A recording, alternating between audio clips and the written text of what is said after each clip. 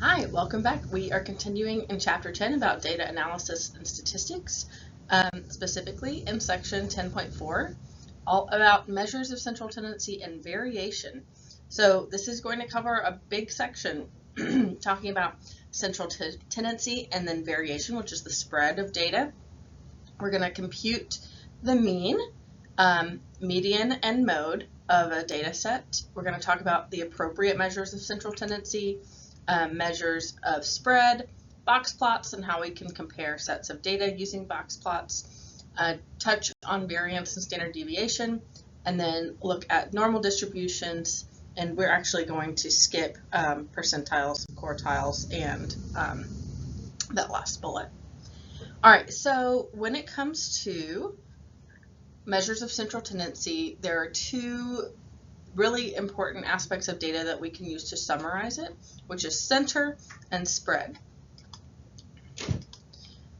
So mean and median are measures of central tendency that describe where the data are centered. And then phrases like range, interquartile range, variance, mean absolute deviation, and standard deviation are all terms that describe the spread of data. Mean is usually the most commonly used value to characterize a set of data, or the arithmetic mean or average is calculated by taking all of the values in your data set and summing them together, then dividing by the number of data points you had. We sometimes use X bar to describe the mean, and it's given by adding all of those numbers together and dividing by the total number of values you had. We can think about the mean as a balancing point for our data set. So if we have this set of, looks like 6 families and the number of children that they have, the average or mean number of children they have is 5, and if each of these x's were like equally weighted on a scale, this would be a balanced scale because these values are a little further away even though there's fewer of them. The sum of the distances above the mean is 3 and 5. So we're 3 above the mean and 5 above the mean with 8 and 10. So that's a sum of 8 above the mean. And below the mean we have a distance of 1, 2 distances of 2, a distance of 3. So that's 1 plus 2 is 5 plus 2 or plus 3 is 8. So we have a total difference, a distance above and below the mean in our data is equal, and that tells us that we're balanced. The data are centered about the mean, but that doesn't mean that the mean belongs to the data set. So there were no families with 5 children in this set of data, even though it was the mean.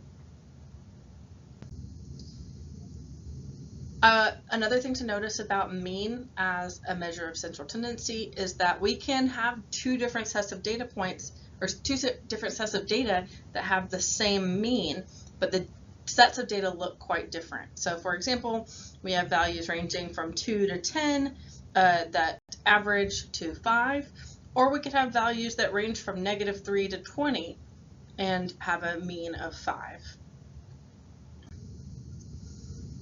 Another way we can describe the center of a set of data is the median. The median is the value exactly in the middle of an ordered set. So if we want to find the median of a set of n numbers, we arrange it from least to greatest. If there are an odd number of values, then the median is exactly the middle number. And if there are even number of values, then the median is actually going to be the mean of those 2 numbers in the middle. Median is often reported with the interquartile range. The interquartile range is a measure of spread that shows where the middle 50% of scores lie within, with the median being in that range, because the median is the exact center of the data, or middle data point. The two together give us a lot better way to describe the data than just saying the median alone. Another way to describe center is mode. Mode is the number that appears most frequently in our data set, if there is one. It doesn't really describe a measure of central tendency in the same way that median and mean do. We typically talk about mode with categorical data, talking about the category that had the most representation. So we can find the mean, median, and mode of a set of data. So if we have these 6 data points, they're already nicely ordered for us. So the mean would be given by x bar, summing all these values together. So 60 plus 60 plus 70 plus 95 plus 95 plus 100, all divided by 6 because I have 6 total data points. That should give us 480 divided by 6, or 80. So 80 is the mean. To find the median, I want to look for the value in the middle. You may have learned this by going back and forth between your highs and lows. Since there's an even number of data points, we're going to have to look for the mean of the 2 middle data points. So we'll have to do 70 plus 95 divided by 2. So that's 165 divided by 2 should be 82 and a half.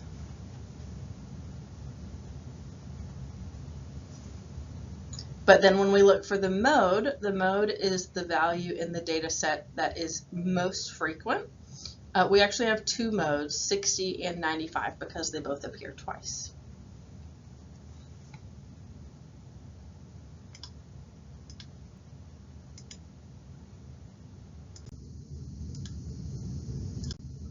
All right, so we have these 3 candidates for talking about measures of central tendency.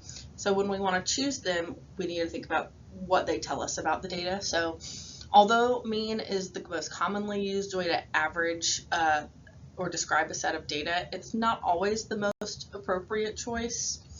So say, for example, you look at a company that has 20 people employed. The president earns $200,000 a year, vice president earns $75,000 a year, and 18 part-time employees earn $10,000 a year.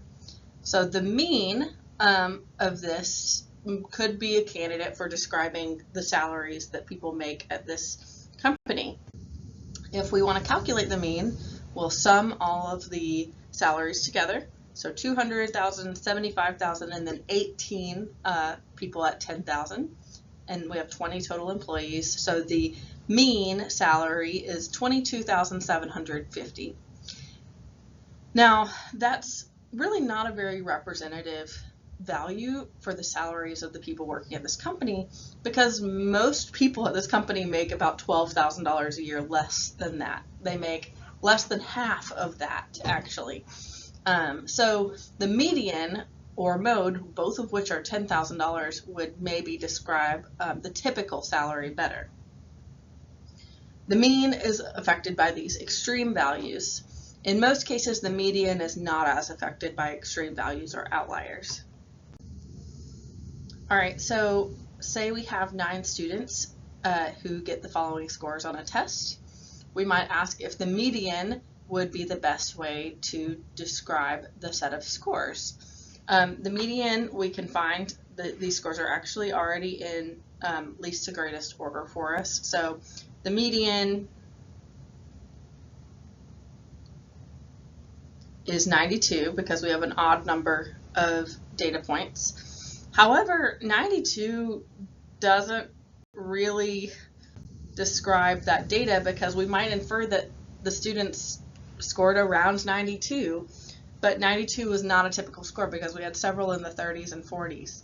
So in this case, the mean, which is about 69, might be more appropriate than the median. However, with the spread of the scores, we had down to 30 or 20 all the way up to 98. We need to describe the spread of scores too, because neither of these single values tell us very much about how the students did. So we could again consider mode as a possible way to describe these data. The mode of this data set is 98.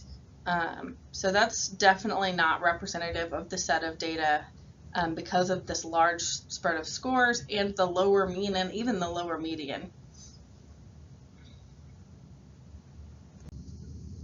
Okay, so we can think about measures of spread.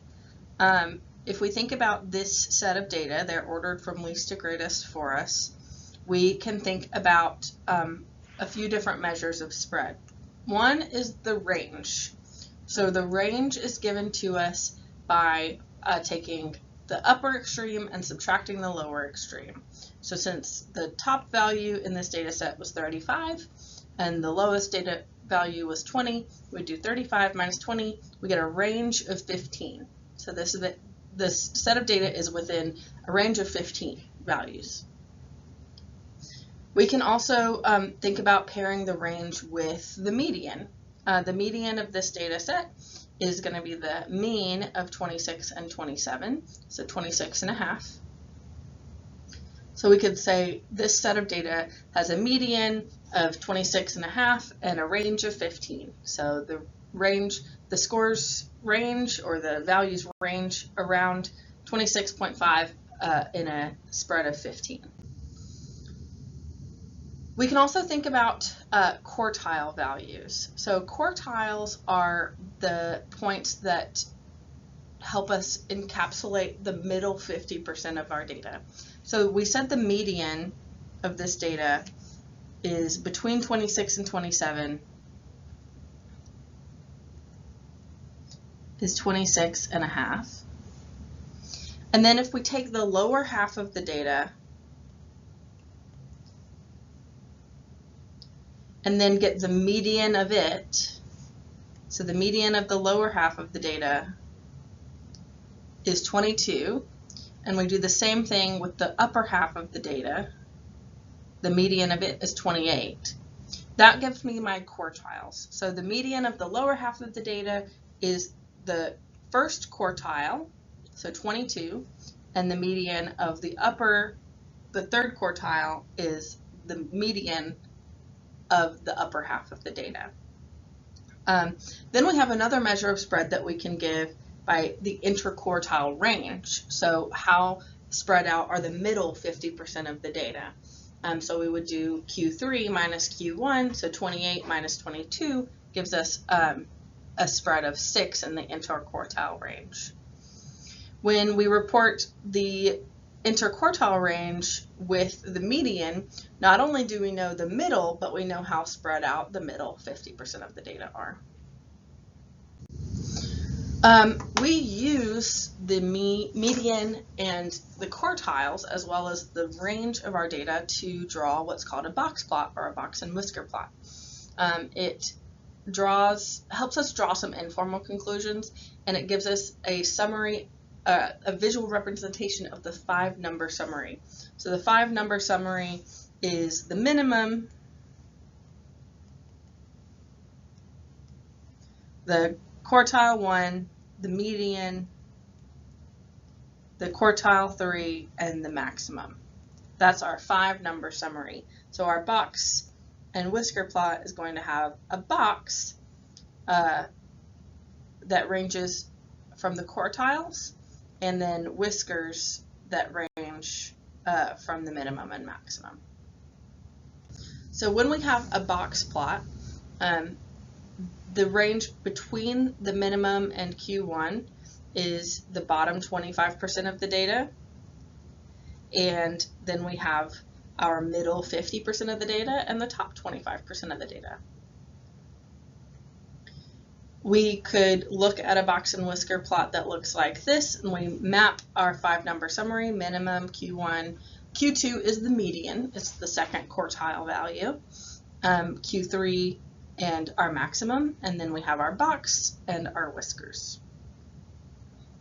So we could look at a box and whisker plot and ask, what are the minimum and maximum values? What's the median? What's the lower and upper quartiles?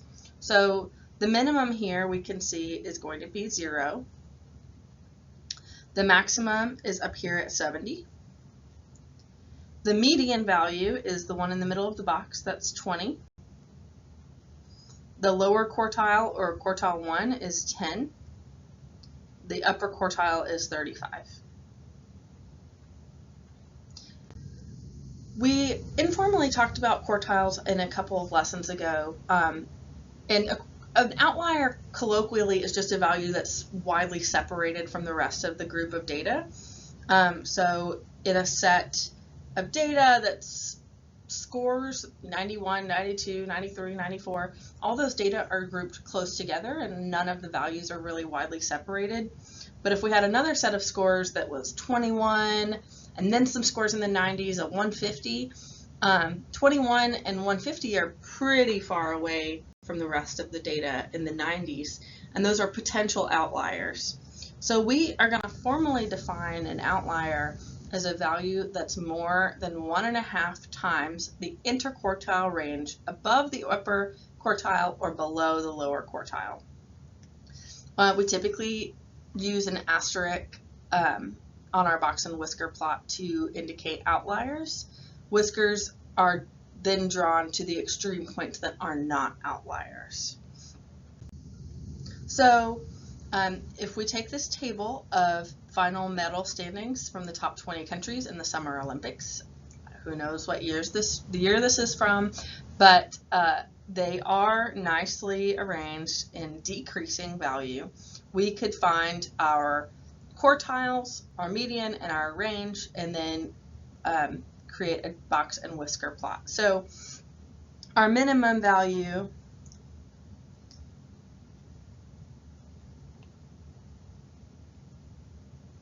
is 11. Our maximum value is 110. Our median we could find by going back and forth. 1, 2, 3, 4, 5, 6, 7, 8, 9, and then we have 2 middle values. So the median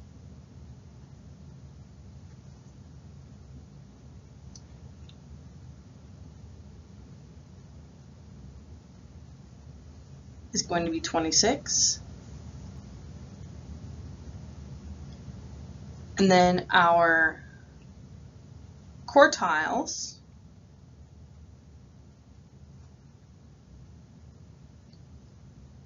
are the midpoints of those data sets, of the lower and upper half. So the lower quartile is going to be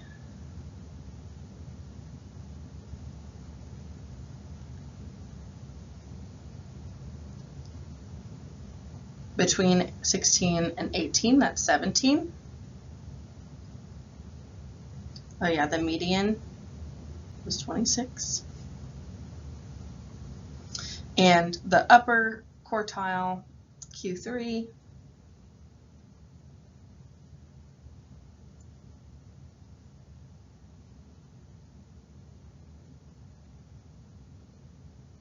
is halfway between 41 and 46. That'll be 43.5.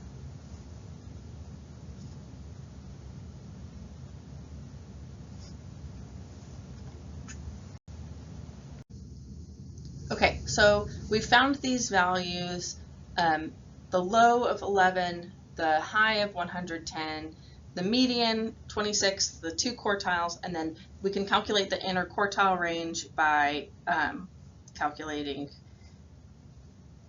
43.5 minus 17. That should give us 26.5. Then we need to figure out if we have any outliers in this set of data. So outliers, remember, are 1.5 times the interquartile range above Q3 or below Q1. So they're going to be scores that are 1.5 times 26.5 plus 43.5. So that's 83.25. Or it's going to be less, 1.5 times 26.5 less than 17, or negative 22.75. We only had two values that were in these outer ranges, 110 and 100. So we can draw our box and whisker plot with our low of 11, Q1 of 17, our median of 26, our Q3 of 43.5. Then we make sure we have our two outliers at 100, 110, and then the next lowest rate value was around 72, and we draw our whisker from there. All right, we can use box plots to compare different distributions. The stem and leaf plots are usually better for a single distribution because we can see every single data point. But parallel box plots that we draw using the same number line can help us compare means, extreme scores, and quartiles, and just the spread of the data. We can't spot clusters or gaps with box plots like we could in stem and leaf plots or line plots, but we can more easily compare data from different sets. With box plots, we don't need to have sets that are the same size even, like we did with stem and leaf plots. So if we want to compare data from two or more sets using their box plots, we want to first study the boxes to see if they're located approximately in the same place, and then consider the links of the boxes to see if the variability of the data is the same, and then check whether the median, quartiles, and extreme values are greater than the other. So if we want to look at two box plots, maybe we look at a certain job and the earnings made by each gender. So for the box plot, we can see that the mean salary of people, these are just, I guess, across careers. Males have a higher mean salary than females, just based off the entire distribution. The extreme values and quartiles for the males are also greater than most of the mean salaries for female over time. You'll also notice, so these quartiles split our data into quarters, like 25%. So this is the top 25%, the top 50%, the top 75%. So actually 75% of men make more than the median female salary in this set of data. So another way we can describe spread other than with interquartile range or range is can be paired with the mean. So interquartile range and range are typically paired with a median. The simplest way to describe the spread is with the range. The next way is interquartile range. And then the most sophisticated way is the standard deviation. We're not going to go too detailed into how to calculate variance and standard deviation, but we are going to apply standard deviation to a normal distribution. So variance and standard deviation are two commonly used statements of dispersion, or descriptors for how far scores are from a mean. Graphs of normal distributions that are bell curved shapes are called normal curves. They look something like this. These are normal distributions, and we're going to use standard deviation to describe how far away from the mean points are in a normal distribution. So it's a smooth bell-shaped curve that depicts frequency values distributed symmetrically about the mean. So in this case, maybe we'd have the mean here. When we work with a normal distribution, we're going to assume that the mean, median, and mode are all the same value. In a normal distribution, the curve extends infinitely in both directions and gets closer and closer to the x-axis, but never actually reaches it. It's symmetrical about the center point, but not all symmetrical distributions are normal. So normal distributions are very, very specific. They really don't exist in nature in any real life scenario, although we often assume something is a normal distribution for the sake of simplicity. So this is our normal distribution. So a standard deviation tells us how far away from the mean we are. So our mean is here. And then we could talk about data that's 1 standard deviation away from the mean. We could talk about data that's 2 standard deviations away from the mean. Or we could talk about data that's 3 standard deviations away from the mean, right? We have 1, 2, 3 in each direction.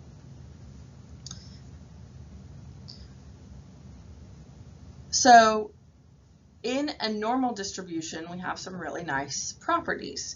So 68% of data in a normal distribution is going to be within 1 standard deviation of the mean. If we go out 2 standard deviations from the mean, 95% of data is going to be within 2 standard deviations of the mean. Okay, so to summarize what's happening on a normal distribution, 68% of values lie within 1 standard deviation of the mean, 95 lie within 2 standard deviations, and 99.7 are within 3 standard deviations of the mean.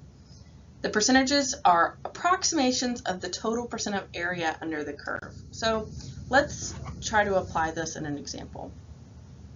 When a standardized test was scored, there was a mean of 500 and a standard deviation of 100.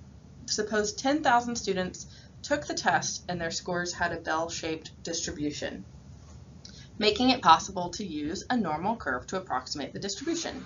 So we want to know how many scored between 400 and 600. If I think about this normal curve, I'm going to have a curve that looks like it's not going to be perfect.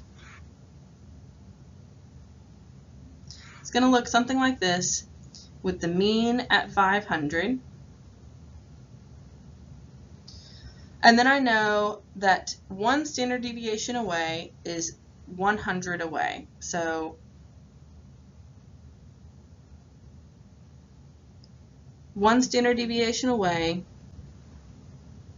is going to be from 400 to 600. I know that about 68% score between 400 and 600 because of the properties of standard deviation around a normal distribution. But how much is 68% of the students that we had? So we're going to take 68%, or 0.68, times 10,000 students and get 6,800 students.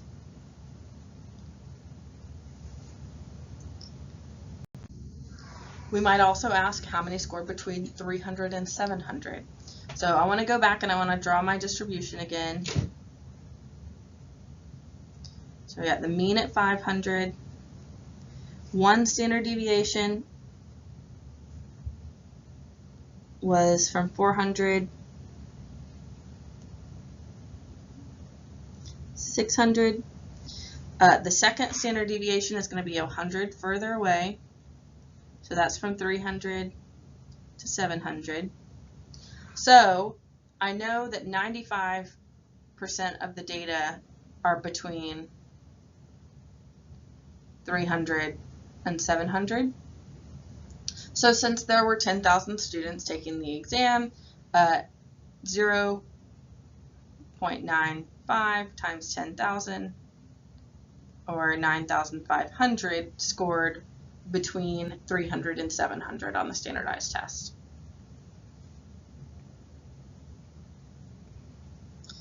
We could go 1 standard deviation further and see that that would be between 200 and 800, and that will be 3 standard deviations away from the mean, which we know 99.8% of students will score between. So 9,980 students will score between 200 and 800. We could also ask how many students scored above 800. So we know between 200 and 800,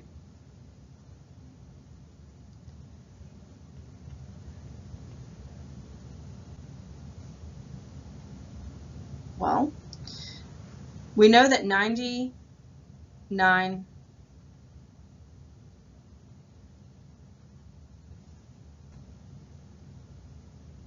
sorry, my recording is freaking out. We know 99.8% of students. Okay, my PowerPoint is freaking out a little bit, but if we want to know how many students scored above 800, then we can think about, we know that 99.8% of students scored between 200 and 800. So that means that 100 minus 99.8, or 2%, scored either below 200 or above 800.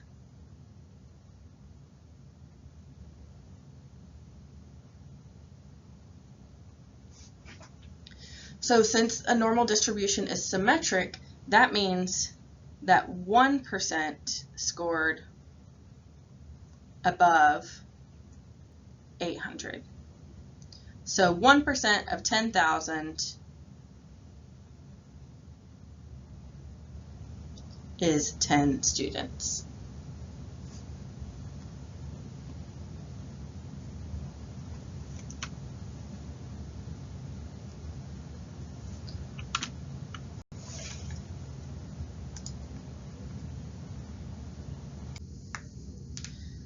So a phrase that we sometimes hear a normal distribution or normal curve tossed about is with a curving of grades. So if you want to do a true bell curve curving grades, it's usually not going to work in your favor. So if a group of students, 200 students, ask their teacher to curve their test on a grade, then that means that the teacher would say, okay, I need to grade so that 34 or 68% of students make a C,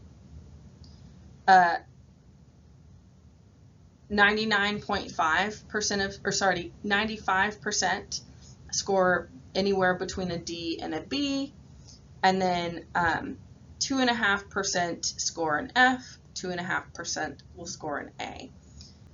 So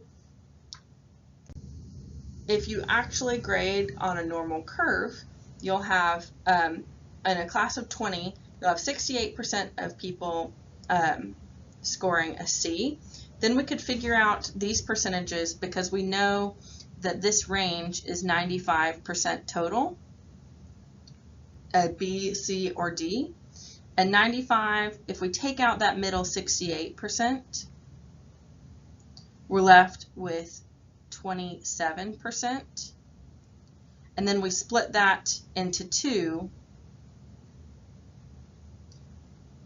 to symmetrically distribute 13.5% to either a B or a D grade. And then we know the remaining grades need to get 100% of the students, so that's how we get 2.5% of students getting an A and 2.5% students getting a B, because after we remove the middle 95% of students in those middle grades, we'll be left with 5%. So we do 5% divided by 2 to get the lower and upper A and F grades. So I anticipate you might have some questions about examples using normal distributions. And if so, on your homework, shoot me a message and maybe I can make some more videos regarding that, or we can come to office hours and discuss them. But let me know if you have any questions, and I hope you have a great day.